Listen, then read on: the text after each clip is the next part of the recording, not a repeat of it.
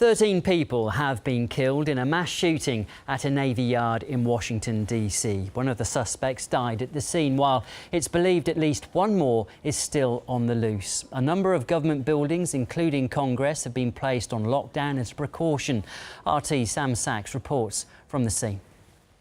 Things are quieting down here. Actually, we just saw this stream of people here. We suspect these are people who are still inside the buildings, told to shelter in place. They're now being released. One of those suspects, somebody identified as a white male, or described as a white male, has been identified. He's no longer a suspect, so that still leaves another possible suspect still on the loose, a black male wearing olive drab military-style uniform. People who live around here have been advised to stay in place because this is still an active investigation. There still might be a shooter on the loose. Now, we caught up with an eyewitness, a commander in the Navy who was in a building nearby the shooting, and here was his story of what he saw. Train for combat operations away from here. You know, we're the away team. We go off and fight other wars in other locations. We don't do it here. So seeing somebody die in front of you here where you work at is more of a relationship of you talking to God, or you realizing just how fragile life is and how random it is and how quickly you're here and you're not. Because it could have easily been me, the guy who got hit, as opposed to the guy standing next to me. Again, that was Commander Tom Gyrus, and he witnessed someone get shot in the head right in front of him. Now, as for why this happened, there's still no motive. There are reports that police have identified through fingerprints the gunman. There was one gunman killed on the scene here. His name is Aaron Alexis from Fort Worth, Texas. He's a former military contract. The Navy yard here is mainly for military contractors. This is where buildings or ships are acquired and contracts and all that stuff. But still no motive, still a lot of questions to be unanswered, and we'll be here reporting whenever we get it. Now, Vice President Joe Biden says the shooting is a reminder of the need for Americans to stay vigilant. We're joined now by New York-based security analyst Eric Draitser. So let's see what he thinks of that statement. Thanks for coming on to the programme. What do you make of Mr. Biden's words? I mean, he's asking, can Americans get any more vigilant than they already are? Can you actually stop something like this happening?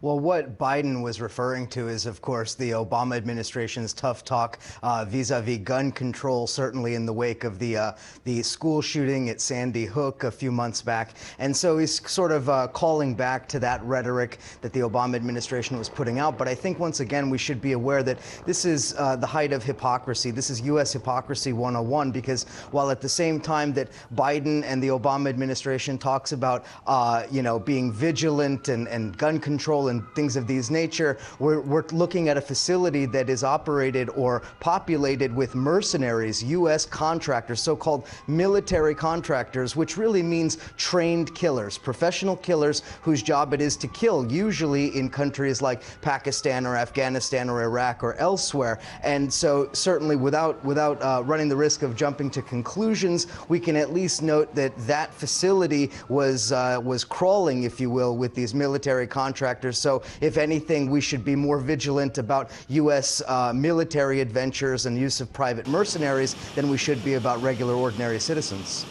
It is, that said, it is still a rare event, this, but what more could be done to stop it happening? I mean, people on the surface might be surprised. Firstly, this is a Navy base in America's capital. And secondly, there's been a lot in the media about the NSA surveillance program. So they might well ask, well, why aren't these sorts of people, the people that are guilty of carrying out these sort of attacks, being picked up before they do it? Because those people are not the targets of NSA surveillance. The targets are regular, ordinary citizens. The targets are political figures from abroad. The targets are anybody that is out of line with the U.S. political establishment's agenda. So the notion that somehow the NSA surveillance program is designed to prevent these sorts of incidents, this is an outlandish idea that is something that really could only be propagated by the Obama administration or any other elected official whose goal it is to deflect the attention away from where it rightly should be placed, and that is U.S. militarism. We see a direct connection between violence that takes place in the United States and U.S. foreign policy. You'd have to be blind not to see it. The normalization of violence by the United States in a place like Syria or in Iraq or elsewhere translates into a normalized violence that exists in the United States, something that is seen as merely the news of the day rather than an endemic problem. it's still very early, isn't it? And we can't be too definite about the motives behind this, but we can speculate. And one of the gunmen has been identified as Aaron Alexis. He's a decorated veteran who's been awarded the National Defence Service Medal. What could provoke such a person who's dedicated his life to the armed services to then turn a gun against those people he's worked with? Well, again, I hesitate to really speculate because I don't know who this individual is. Perhaps this individual was or was not responsible. It's very early to make such a judgment, but on a general level, we have seen a long documented string of these types of incidents being carried out by individuals with post-traumatic stress disorder, people who have gone through the horrors of war, maybe who have been trained killers, trained mercenaries, or whatever other part of the so-called private military contractor establishment, and completely go off the rails. This would not be the first time that something like this has happened. Of course, we also remember the Boston bombing last spring and the connection to Kraft International and the mercenary firms such as Kraft International. So these types of organizations are involved in some of the deepest black ops that exist anywhere in the world, and so we shouldn't be surprised by anything that they might be capable of, whether it is in Pakistan or whether it is in Washington, D.C. And in terms of security, what do you think the government's reaction will be to this? Can we expect to see more security measures put in place?